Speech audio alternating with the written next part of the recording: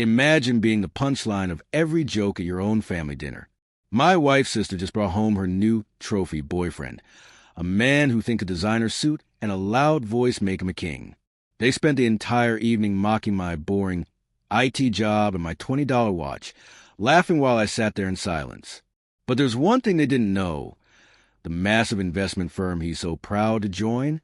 I'm the one who built it from the ground up. Stay tuned, because you're about to see the exact moment his arrogance hits a brick wall and his smile completely vanishes. Before we get into the heart of this story, if you believe that true character matters more than a bank account, hit that subscribe button, like this video, and comment the word karma below to help our channel, Inspiration Seeker, reach more people. I truly pray that everyone who subscribes today is blessed with overflowing abundance, perfect health, and a life full of joy.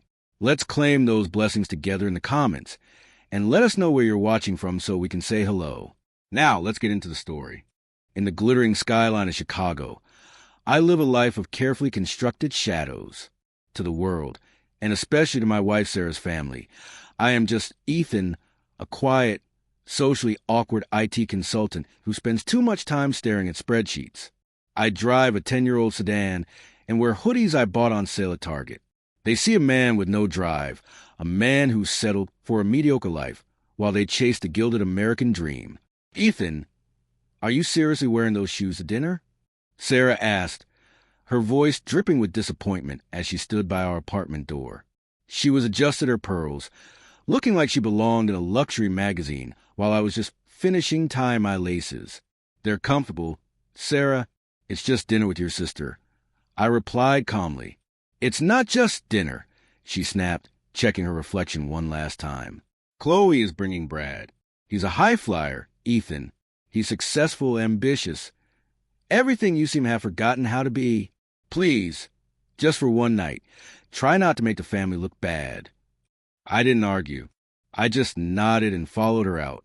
She had no idea that while she was worrying about my shoes, I was mentally approving a multi-million-dollar acquisition for Vanguard Holdings, the venture capital firm I founded in a cold basement 10 years ago.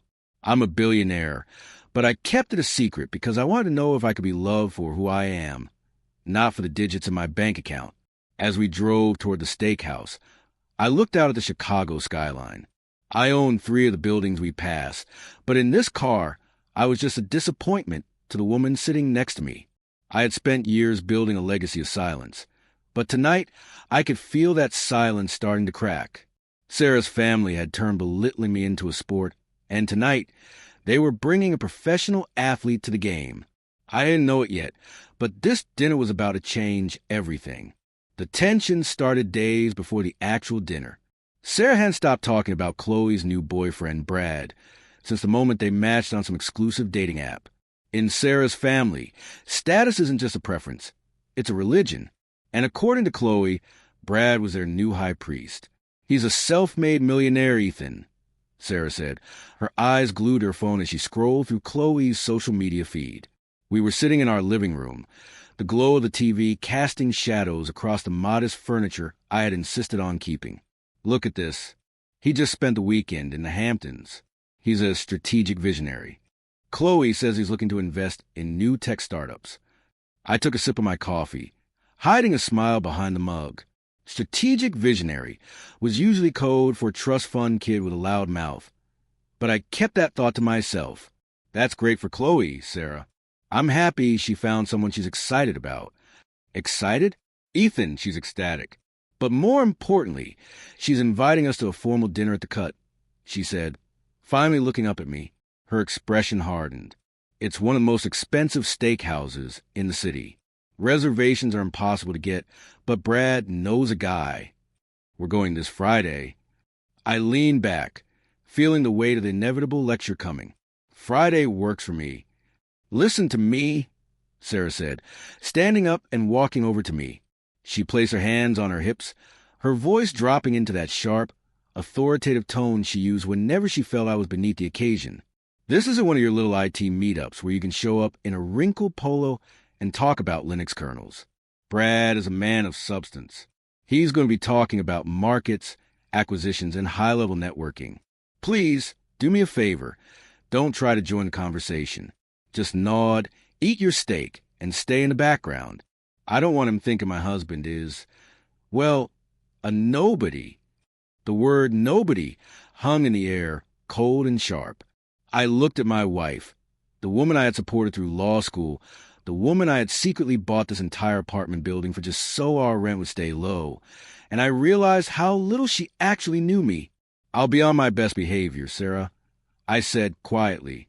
I wouldn't want to ruin the visionary's evening. She didn't catch the irony in my voice. She just sighed with relief, already turning back to her phone to plan an outfit that would make her look like she belonged next to a millionaire, completely unaware that she was already married to one. Friday night arrived with a biting Chicago wind that swept across the Chicago River, but inside the cut, the atmosphere was thick with the scent of aged Wagyu and expensive bourbon. This was a place where people came to be seen, where the lighting was dim enough to be intimate, but bright enough to make sure everyone noticed the sparkle of a diamond or the sweep of a designer gown. I had a silent stake in the holding company that owned this building, but tonight I was just a man in a department store blazer, standing next to a wife who looked like she was heading to a coronation. As we stood near the velvet rope of the entrance, a roar echoed from the street. A matte black Lamborghini Huracan pulled up to the curb, its engine screaming for attention. "That's them," Sarah whispered, her grip tightening on her clutch. "Look at that car, Ethan. That's what real success looks like." Brad stepped out of the driver's seat, like he was stepping onto a movie set. He was wearing a three-piece charcoal suit that was a bit too tight, and a gold Rolex Daytona that he made sure to check every 10 seconds. Chloe climbed out the passenger side, draped in a faux fur coat, looking like she had just won the lottery. Brad handed the keys to the valet, but not before barking, "Careful with the paint, kid. That car costs more than your house. Don't even think about adjusting the seat." The young valet nodded nervously, but I caught the flicker of annoyance in his eyes. I felt for him. I'd been in his shoes once. "Sarah, you look amazing." Chloe squealed, rushing over to hug her sister. She then turned her eyes toward me, her smile faltering into something more patronizing. "Oh, and Ethan, you made an effort. How nice."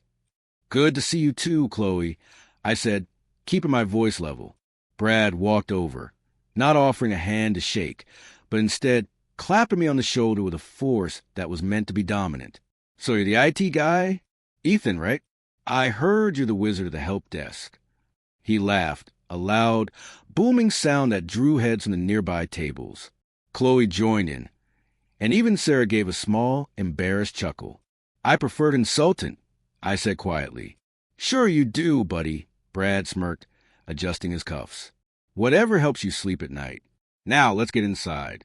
I've got the best table in the house." I told the manager if he didn't seat us in the VIP section, I'd buy the place and fire him. He led the way, his chest puffed out, completely unaware that the man walking behind him in the cheap blazer was a person he would have to ask for permission if he actually wanted to buy a single brick of this establishment. The hostess led us to a circular booth in the back, draped in heavy velvet and overlooking the city's glowing skyline. It was the kind of table reserved for high rollers and power brokers. Brad took his seat with a practiced flourish, immediately snapping his fingers at a passing server. "Bring us the 2015 Screaming Eagle," Brad commanded without even looking at the wine list. He looked around the table, a smug grin plastered on his face. "I hope you guys like Cabernet. At $1,000 a bottle, you'd better." Sarah leaned in, her eyes wide. $1,000 for a bottle of wine? Brad, you really shouldn't have. "It's pocket change, Sarah." Brad waved his hand dismissively. "When you're closing the deals I'm closing, you learn to appreciate the finer things. It's about the lifestyle." He then turned his predatory gaze toward me. "So, Ethan, Chloe says you've been at the same IT firm for, what, 5 years now. Man, I couldn't imagine sitting in a cubicle for that long. Doesn't the lack of growth just kill you inside?" I took a slow sip of water. "I find the work stable. It allows me to focus on what matters." "Stability is just another word for stagnant," Brad countered, leaning forward over his expensive steak knife. "The world belongs to the disruptors, the guys who take what they want. Tell me, what's the biggest project you've handled this year?" upgrading the office Wi-Fi. I opened my mouth to respond, to perhaps mention the global data infrastructure I just overhauled for a European bank. But Sarah cut me off before I could utter a single word. "Oh, Brad, don't grill him," Sarah said, but her tone wasn't defensive. It was embarrassed. She laughed that light, airy laugh she used when she was trying to play off a social disaster. "He just fixes computers, Brad. Honestly, try not to talk shop with him. Half of what you do would probably go way over his head anyway. Let's keep the conversation on things Ethan can actually understand." The table erupted.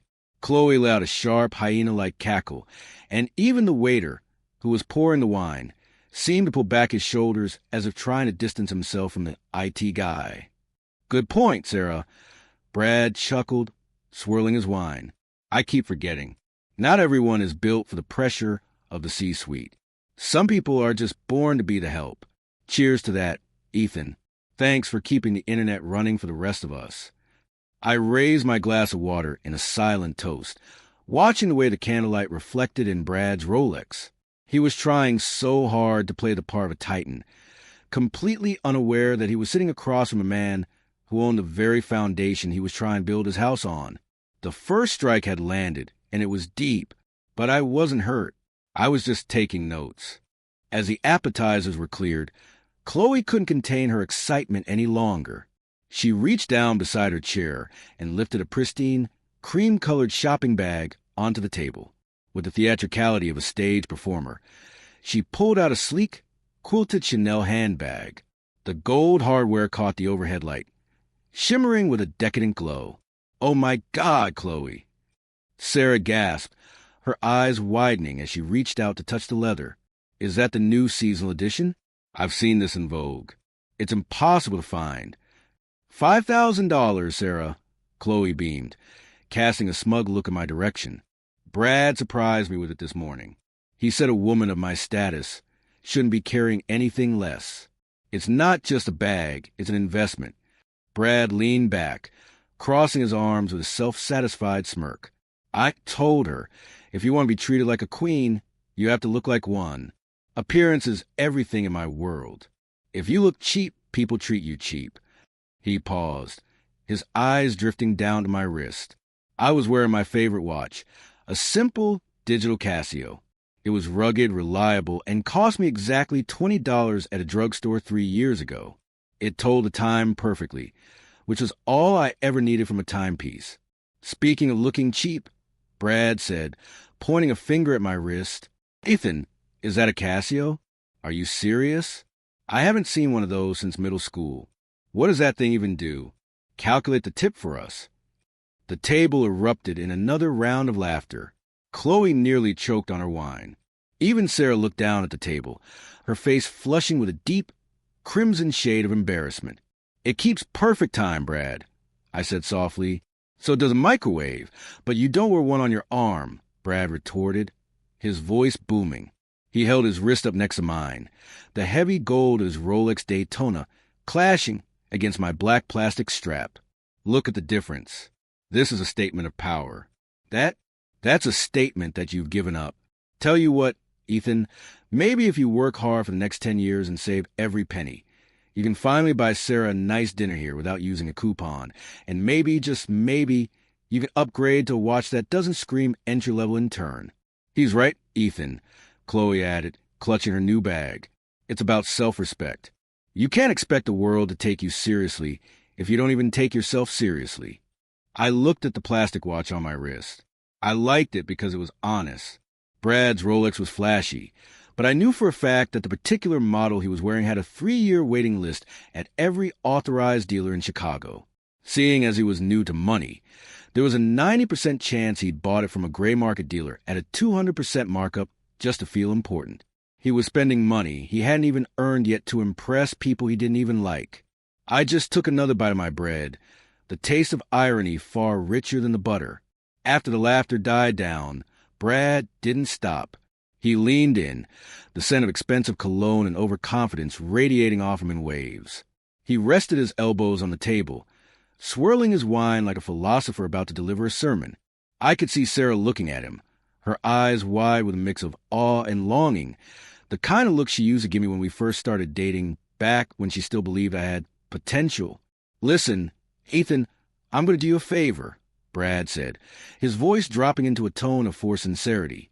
"I'm going to give you some real-world advice, free of charge, because honestly, seeing you sit there like a deer in headlights is painful for everyone at this table." I leaned back, resting my hands in my lap. "I'm all ears, Brad. Please enlighten me." "It's about the grind set, man," Brad began, gesturing wildly with his wine glass. "You're stuck in the employee trap. You trade time for money. That's for sheep. I'm a lion. I don't trade time. I leverage assets. You see, the problem with guys like you is that you're too comfortable. You want a paycheck and a pat on the head. But in the world of high-level finance, if you aren't disrupting, you're dying." He spent the next 20 minutes recycling every alpha leadership buzzword he'd probably heard on a late-night podcast. He talked about synergy, market penetration, and aggressive networking. He told me that I needed to manifest my reality and stop being a beta observer in my own life.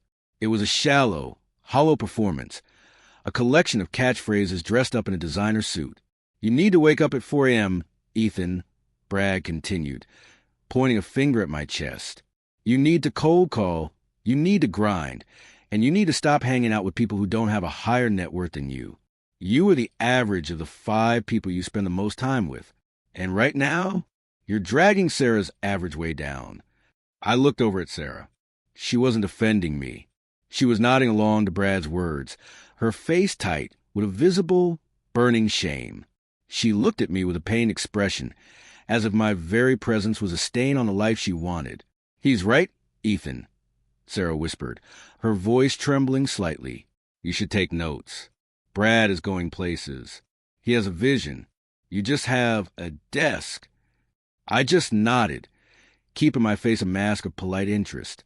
It was fascinating, really. Brad was lecturing me on how to be a lion, completely unaware that he was barking at the man who owned the entire jungle. I'd seen 1,000 Brads in my boardrooms, loud, flashy, and ultimately replaceable. But hearing my own wife agree that I was dragging her down hit differently. The dinner was no longer just about a hidden identity. It was becoming a revelation about the woman I thought I knew. The main course arrived. Perfectly seared steaks that likely cost more than my first car, but I had completely lost my appetite. The air at the table was thick with Brad's ego and the suffocating weight of my wife's disappointment. As the waiter placed a gold-flake side dish in front of Chloe, Sarah leaned over and gripped my arm. Her nails dug into my skin, her eyes flashing with a cold, sharp anger. "Excuse us for a moment," Sarah said to the table, forcing a brittle smile. "I need to have a quick word with my husband." She didn't wait for an answer. She stood up and practically dragged me toward the quiet hallway near the restrooms, far away from the clinking of crystal glasses. The moment we were out of earshot, she turned on me, her voice a hushed, lethal hiss. "What is wrong with you, Ethan?" she demanded, her face inches from mine. "You've been sitting there like a statue all night. You're barely talking. You're making these weird little comments. And you look absolutely miserable." "I'm just listening, Sarah," I said calmly, though my heart was beginning to harden. "I'm letting Brad have the floor. Isn't that what you wanted?" "I wanted you to be impressive. Or at the very least, I wanted you to show some respect," she snapped, throwing her hands up in frustration. "Brad is sitting there trying to help you, try and show you what a real man of caliber looks like. And you're embarrassing me. You're making the entire family look bad in front of someone who actually matters." The word matters felt like a physical blow. So, Brad matters because he has a flashy car and a loud mouth, and I don't because I'm just an IT guy in this world? Yes. Sarah's eyes were glassy with tears of pure social shame. "Look at him, Ethan. He's a winner. He's going places. And you're just a weight around my neck. For once in your life, stop being so stubborn. Go back out there. Apologize for being so quiet. And be grateful that a man of Brad's caliber is even willing to share a table with us. Just sit there, shut up, and try to learn something." She turned on her heel and marched back to the table, leaving me standing in the dim hallway alone. It was the breaking point, not because of Brad's insults, but because of the woman I had shared a bed with for years. She didn't want a partner. She wanted a trophy, and she had decided I was nothing but lead. I took a deep breath, adjusted my $20 watch, and walked back out. The quiet IT guy was gone. I was ready to see exactly what kind of caliber Brad really had. I sat back down in the velvet booth, my expression unreadable. Sarah didn't even look at me. She was too busy laughing at something Chloe said, acting as if I were a ghost at the table. Brad, sensing he had successfully asserted his dominance during our absence, leaned back and hooked his thumbs into his waistcoat. He was ready for the grand finale of his performance. "You know," Brad said, his voice dropping into a conspiratorial whisper that was still loud enough for the neighboring tables to hear. "I haven't told you the best part yet. Tonight isn't just about celebrating Chloe's new bag. It's a celebration of a new era. I finally got the call today." Chloe clapped her hands together, her eyes sparkling. "Oh, Brad, tell them. This is the moment that changes everything." Brad took a slow, deliberate sip of his $1,000 wine, savoring the anticipation. "I'm moving on from the mid-level firms. I've been headhunted by the big leagues. Starting Monday, I'm the new senior director of operations at Vanguard Holdings." The name hit the table like a lightning bolt. Sarah gasped, her hand flying to her chest. "Vanguard Holdings? Brad, that's the most prestigious venture capital firm in the Midwest. They don't even post job openings. How did you manage that? When you have my track record, they come to you," Brad said, his ego swelling to a dangerous level. "They needed someone who could come in, disrupt the status quo, and fire the dead weight. The firm is owned by a guy who's a total ghost, some billionaire named Mr. Carter. Nobody sees him, but everyone fears him. He's a legend, and he's looking for a right-hand man to clean house." I felt a strange, cold sensation wash over me. I didn't say a word. I just watched him. Vanguard Holdings was my company. I had founded it. I owned 100% of the shares, and I knew every single executive move that happened within those walls. I heard the starting salary is in the high six figures, plus bonuses that would make your head spin, Chloe added, looking pointedly at me. "Can you imagine, Sarah, working for a man like Mr. Carter? That's real power." "It's more than power, Chloe. It's destiny," Brad said, looking me straight in the eye with a pitying grin. "So, Ethan, next time you're fixing a broken keyboard, just remember, I'll be sitting in a corner office on the 60th floor of the Vanguard building, deciding the future of the economy. Maybe I'll let you come by and fix my printer sometime. I'll even give you a tip." He laughed, a sharp, abrasive sound that echoed through the restaurant. Sarah looked at him with pure adoration, then at me with a look of utter contempt.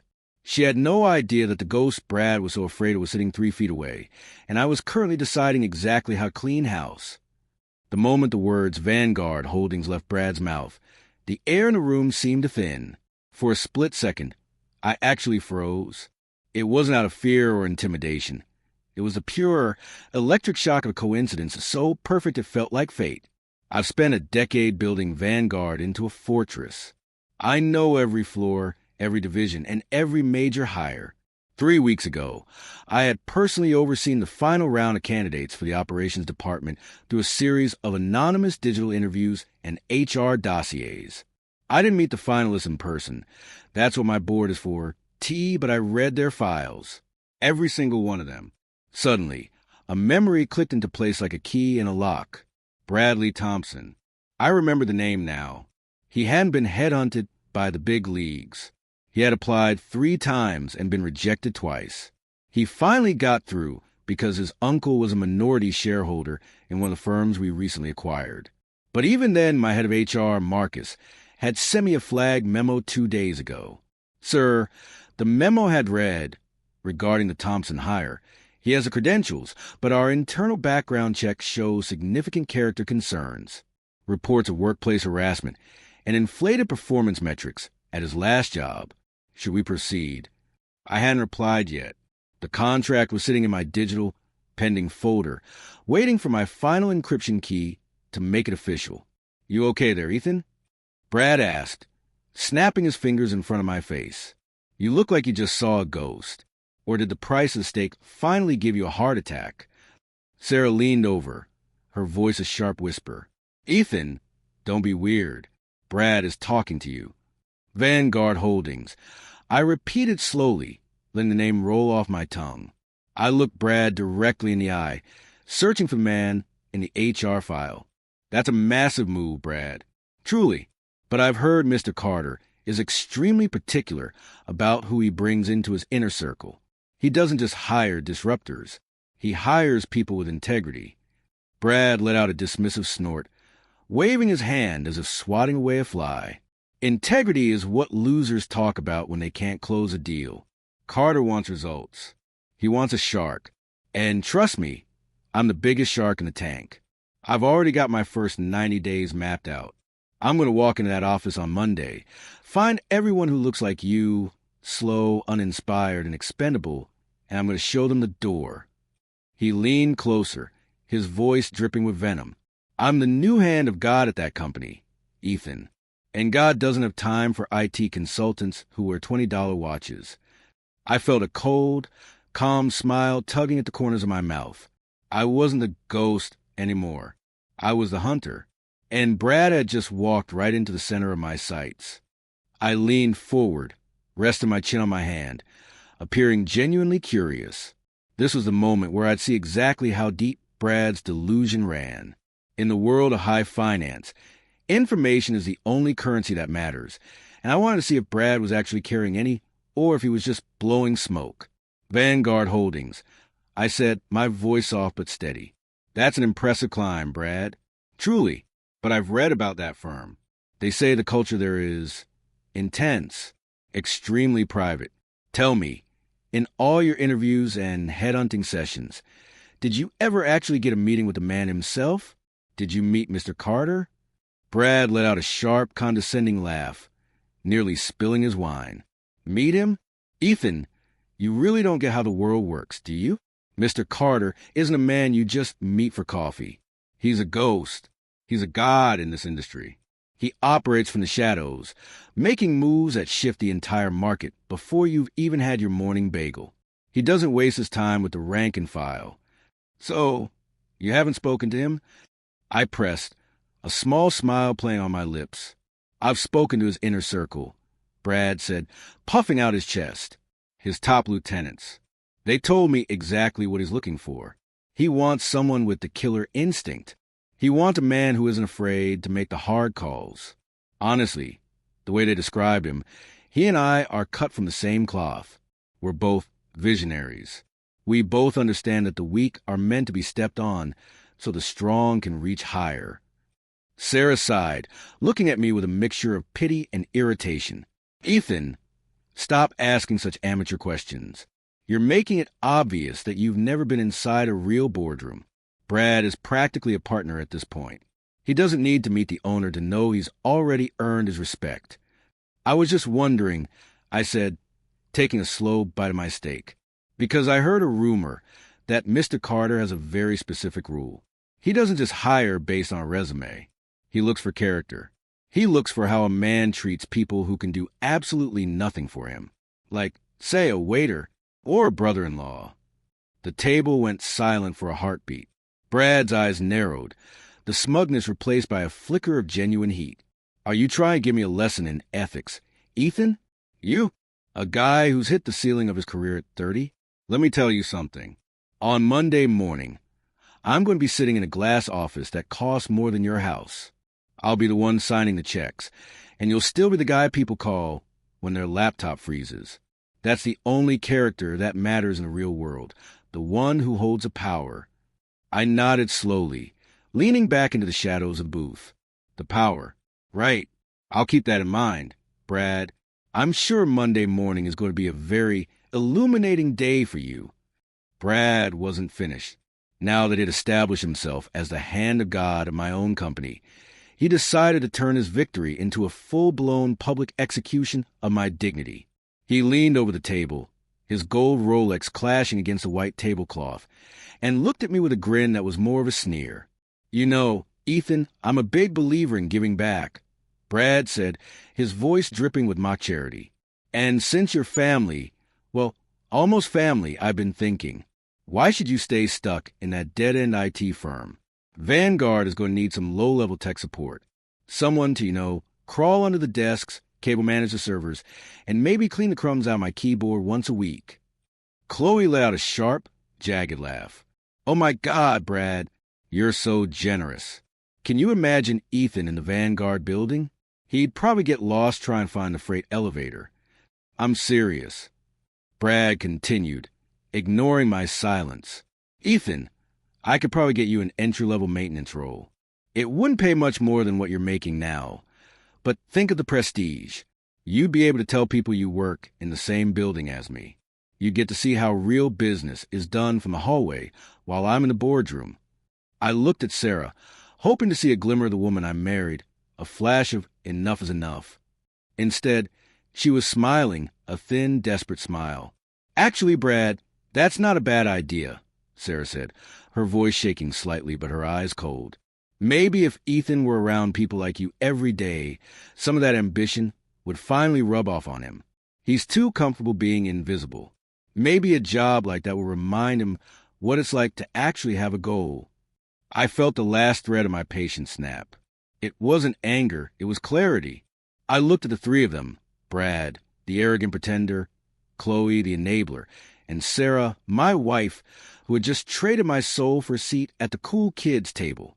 So, you want me to work for you, Brad? I asked, my voice dangerously calm. To clean your keyboard and watch you leave from the hallway? Exactly, Brad barked, slamming his hand on the table so hard the wine glasses rattled. I'm the king of that office starting Monday, and every king needs someone to sweep the floors. What do you say, tech guy? You ready to finally serve someone my caliber? The air was thick with their expectant laughter. They thought they had finally broken me. They thought they had put the nobody in his place. They had no idea that while they were playing in the dirt, I was already holding the keys to the kingdom. The laughter at the table felt like it was echoing from a great distance. I didn't offend myself. I didn't argue. I didn't even look angry. I simply reached into the inner pocket of my cheap blazer and pulled out my phone. It wasn't a flashy, gold-plated device like Brad's. It was a black, encrypted workstation model used by high-level executives for secure communications. Ethan, what are you doing? Sarah hissed, her face contorting in a mix of rage and disbelief. Put that away right now. We are in the middle of a dinner, and Brad is offering you a life-changing opportunity. How can you be so incredibly rude? He's probably texting his mom to ask if he can stay out past 10, Brad joked, leaning back and crossing his arms. He winked at Chloe. Go ahead. Ethan, call for backup. Tell them the big, bad director of operations is being mean to you. I ignored them both. My thumb hovered over a biometric scanner on the side of the phone. With a soft haptic click, the screen came to life. It didn't show a standard home screen with social media apps. Instead, it opened directly into the Vanguard Executive Portal, a proprietary, end-to-end encrypted interface that only 3 people in the world had the keys to. I quickly tapped into the new hires and HR pending folder. My eyes scanned the list until I found exactly what I was looking for. Candidate ID number 8829, Bradley Thompson. Status: final approval pending CEO signature. I felt a surge of cold adrenaline. I opened a direct, secure messaging thread with Marcus, my head of human resources. Marcus. I typed, my thumbs moving with surgical precision. Regarding the Bradley Thompson contract for Monday. Tell me, has the offer been legally finalized and signed by the firm? 3 seconds later, the bubble appeared. No, sir. We were waiting for your final digital authorization. He assigned his side, but without your encryption key, the contract is legally null and void. Is there a problem? I looked up from the screen. Brad was still smirking, basking in the glow of his own perceived greatness, completely unaware that his entire future was currently vibrating in the palm of my hand. Everything okay, Ethan? Brad asked, his voice dripping with sarcasm. Did you find a coupon for the dessert menu on there? Or are you just looking up the bus schedule for the ride home? Just checking a few details for Monday, Brad. I said, my voice as calm as a frozen lake. You said you start at Vanguard in the morning, right? 9 a.m. Sharp, Brad said, straightening his tie. And I don't like people who are late. So if you want that janitor job, you'd better be in the lobby by 8 o'clock. I'll be there, I whispered, my thumb hovering over the reject button on his file. Trust me, I wouldn't miss your first day for the world. The air at the table felt like it had been sucked out of a vacuum. Brad was mid-laugh, his mouth open, ready to deliver another crushing blow to my mediocre life. But I didn't give him the chance. I didn't say a word as I slowly turned my phone around and slid it across the white tablecloth, right into the center of the table under the expensive chandelier light. What is this, Ethan? Sarah snapped, her hand reaching out to push the phone away. I told you to put that. She stopped. Her voice died in her throat. Her eyes locked onto the screen, and I watched as her pupils dilated in pure, unadulterated shock. Chloe leaned in, her smug expression melting into a mass of confusion. Brad, still smirking, squinted at the display, his hand frozen midair with his wine glass. At the very top of the screen, in a bold, gold-leaf digital font that was reserved only for the highest level of the company's infrastructure, were the words, Vanguard Holdings, Executive Portal. Directly below that in crystal-clear text it read, Logged in AS, Ethan Carter, founder and CEO. The silence that followed was heavy, suffocating, and absolute. The only sound in the entire restaurant seemed to be the distant clinking of silverware, but at our table, it felt like the world had stopped spinning. Brad's face, which had been flushed red with wine and arrogance, turned a sickly, ashen gray. His hand began to tremble, the wine in his glass rippling like a miniature storm. Ethan, what is this? Sarah whispered, her voice barely audible. She looked at the phone, then at me, then back at the phone. This says, CO, this says Ethan Carter. Carter is my middle name, Sarah, I said, my voice dropping into a low, authoritative register that I usually reserve for boardrooms. I use it to register the company to keep a low profile. You knew that. You just never bothered to ask what I did with the consulting firm I started in our basement. I looked at Brad. He was staring at his own employment contract on the screen. It was flagged in bright red, pending final approval. You've been talking a lot tonight about cleaning house, Brad, I said, my eyes locking onto his, about finding the deadweight and showing him the door, about how Mr. Carter is a ghost who doesn't waste time with the rank and file. I reached out and placed my index finger on the screen, right over the giant crimson button that read, Void Contract. You were right about one thing, I said, my voice like tempered steel. Mr. Carter is very particular about who he lets into his inner circle. And I just decided that Vanguard Holdings doesn't have room for sharks who don't know how to treat people with basic decency. With a single, deliberate tap, I pressed a button. The screen flashed. Contract voided. Candidate notified. Brad's phone, sitting right next to his Rolex, vibrated with a sharp, aggressive buzz. An automated email notification popped up on his lock screen. Dear Mr. Thompson, Vanguard Holdings has rescinded your offer of employment effective immediately. The king of the office had just been dethroned before he ever even stepped foot in the building. The silence that followed wasn't just quiet. It was deafening. It was a kind of heavy, pressurized silence that precedes a massive storm or the collapse of a building. At a table that had been filled with booming laughter, mocking whispers, and the clinking of expensive crystal, there was now only the sound of Brad's ragged, shallow breathing. Brad stared at his phone as if it were a live grenade. The notification from Vanguard HR was still glowing on his lock screen, a digital death warrant for the career he had spent all night bragging about. He looked up at me, his mouth opening and closing like a fish out of water. The alpha posture was gone. The shark had been gutted. His face, once so full of arrogance, was now a pale, sweating mass of terror. Ethan, I didn't, there must be a mistake, Brad stammered, his voice cracking. He looked toward Chloe, then toward Sarah, searching for a lifeline that wasn't there. I mean, you can't be you're the IT guy. You're just Ethan. This has to be a prank. A very elaborate, very cruel prank. It's no prank, Brad, I said, my voice low and dangerously steady. I picked up my phone, sliding it back into my pocket. You spent 2 hours telling me how Mr. Carter looks for sharks and killers. You were wrong. I look for people I can trust. I look for people who represent the values of my firm, even when they think nobody is watching. Tonight, I watched you mock a waiter, belittle your girlfriend's family, and insult the man you thought was beneath you. You show me exactly who you are. And that person? He's a dead weight I've been looking to fire. Chloe was frozen, her hand still clutching the $5,000 Chanel bag that now felt like a cheap prop in a tragic play.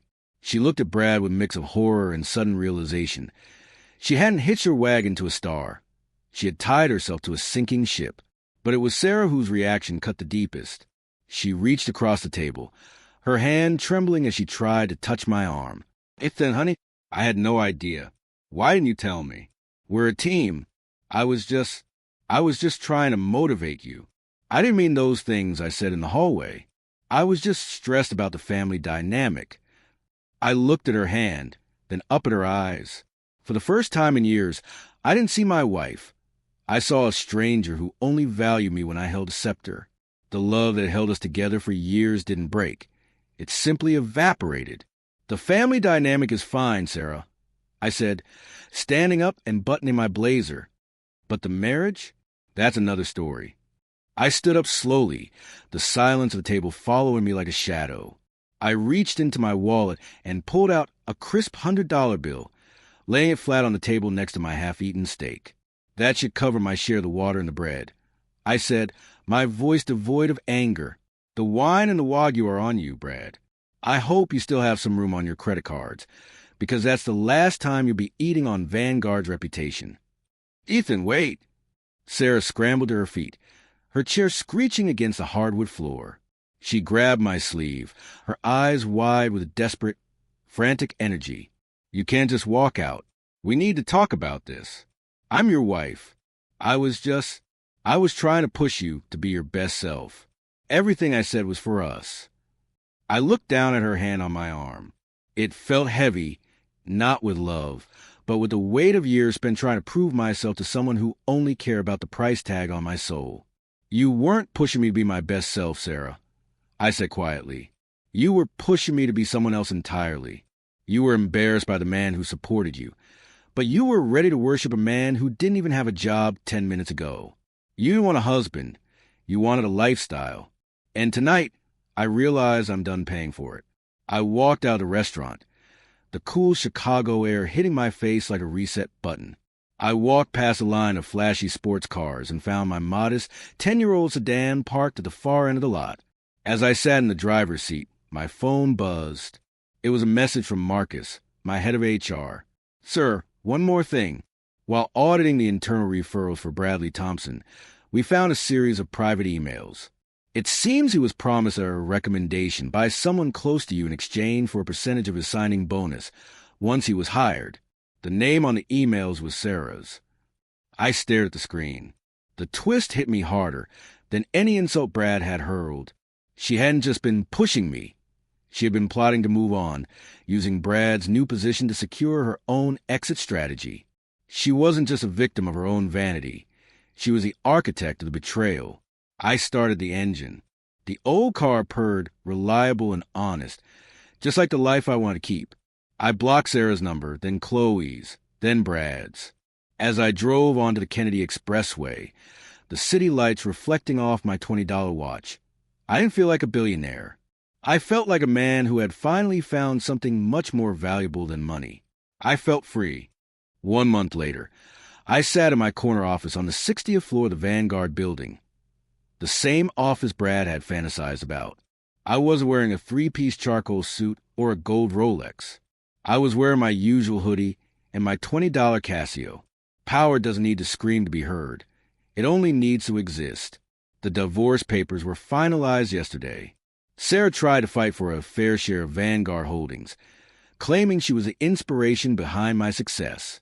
My legal team, the best in the country, simply presented the email she had sent to Brad, the ones where she conspired to take a cut of his bonus in exchange for her influence. In the end, she walked away with exactly what she brought into the marriage, nothing but her vanity. As for Brad, the shark, found out that the ocean is very small when you poison the water. I didn't have to do anything else. The industry talk did the work for me. Word got out that he had been rejected by Vanguard for character concerns, and his reputation as a visionary crumbled overnight. Last I heard, he was back in his hometown, trying to sell used cars and blaming everyone but himself for his downfall. I still drive my old sedan. I still eat at modest diners where the waiters are treated with respect. People often ask me why I don't live like a billionaire. My answer is always the same. I spent years watching people fall in love with my shadow. Now, for the first time, I'm living in the light. I realize that the greatest luxury in the world isn't a Chanel bag or a Lamborghini. It's the ability to walk away from anyone who asks you to compromise your soul. That brings us to the end of today's story. It's a reminder that your value isn't determined by the brand of your watch or the title on your business card. True power lies in your integrity and how you treat those who can do nothing for you. Those who look down on others are often the ones who have the furthest to fall. If this story resonated with you, or if you believe that character will always outlast a paycheck, please hit that like button and subscribe to Inspiration Seeker. Your support allows us to keep sharing stories that challenge the status quo and celebrate the strength of the human spirit. Don't forget to comment karma below if you believe that everything comes back around. I read every single one of your comments, and I truly pray that your journey is filled with peace, authentic relationships, and the kind of success that money can't buy. Tell us your thoughts. Have you ever been underestimated? We'd love to hear your story. Thank you for watching, and remember, never let anyone make you feel small just because they're standing on a pedestal they haven't earned. Until next time, stay inspired,